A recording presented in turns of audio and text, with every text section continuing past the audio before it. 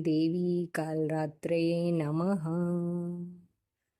माँ दुर्गा के कुल 9 रूप हैं जिनकी पूजा नवरात्रि के 9 दिनों के दौरान की जाती है। शैलपुत्री, ब्रह्मचारिणी, चंद्रघंटा, कूष्मांडा, स्कंद माता, कात्यायनी, कालरात्रि, महागौरी और सिद्धिदात्री। माँ कालरात्रि भी इन्हीं में से एक हैं जिनकी पूजा नवरात्रि के 7वें दिन की जाती है, जिसे महासप्तमी भी कहा गया है। माँ दुर्गा ने ये अवतार बुराई का नाश करने हेतु लिया था। उन्होंने ये अवतार धारण कर शुंभ, निशुंभ और रक्तबीज जैसे दानवों का वध किया था। माँ दुर्गा के इस रूप को सबसे शक्तिशाली माना गया है। इनके शरीर का रंग घने अंधेरे के भांति काला है और माता के अत्यंत लंबे केश खुले और बिखरे हैं। माँ कालरात्रि के गले में विद्युत की तरह चमकने वाली माला सुशोभित है। 4 भुजाओं वाली कालरात्रि देवी गधे पर मंडित रहती हैं। इनके बाएं हाथ में लोहे का कांटेदार अस्त्र अलंकृत है और दूसरे में एक कतार है। माँ कालरात्रि का दायां हाथ हमेशा ऊपर की तरफ उठा रहा है, जो लोगों को सदैव अपने आशीर्वाद से सुसज्जित रखता है।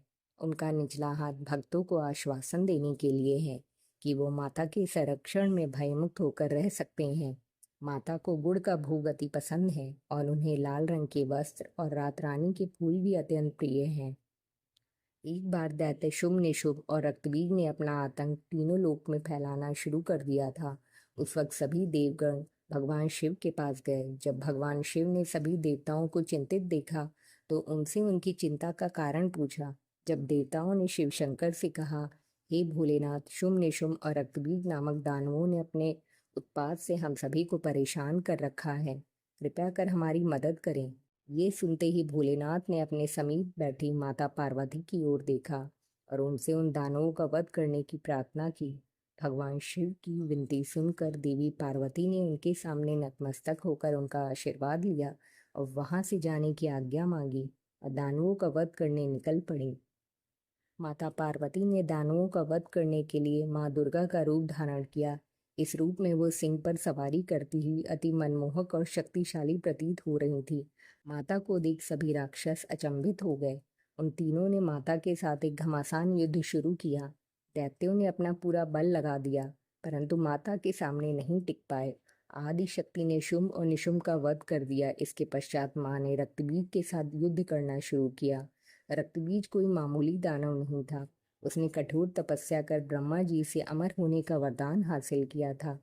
ब्रह्मा जी ने उसे ये वरदान दिया था कि जब भी उसे कोई मारने का प्रयत्न करेगा, तब उसके शरीर से निकली खून की बूंदें जैसे ही धरती को स्पर्श करेंगी, वैसे ही अनेक रक्तबीजों का जन्म होगा। इसी वरदान के अनुसार जैसे ही माता ने उस पर प्रहार किया, उसकी खून की बूंदें धरती पर गिरी और अत्यंत रक्तबीज प्रकट हो गए। उसी क्षण माता ने कालरात्रि का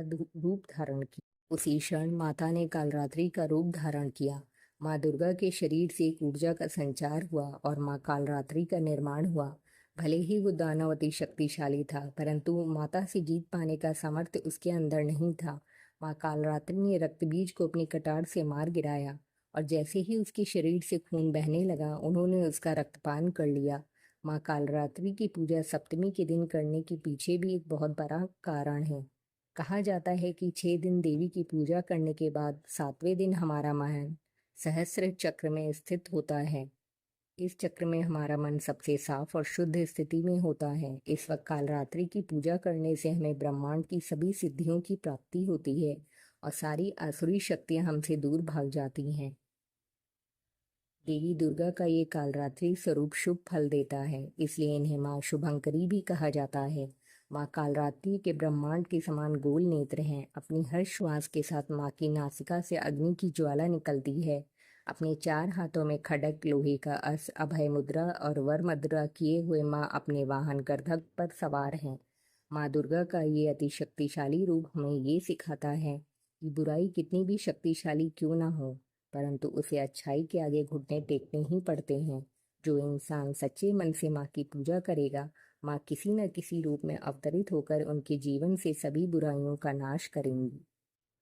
माता रानी सबका कल्याण करें, सबका भला करें। जो भी भक्तजन ये कथा श्रवण कर रहे हैं, माता रानी उन पर अपनी कृपा दृष्टि बरसाएं और उन्हें सुख, वैभव, समृद्धि प्रदान करें। जय माता दी।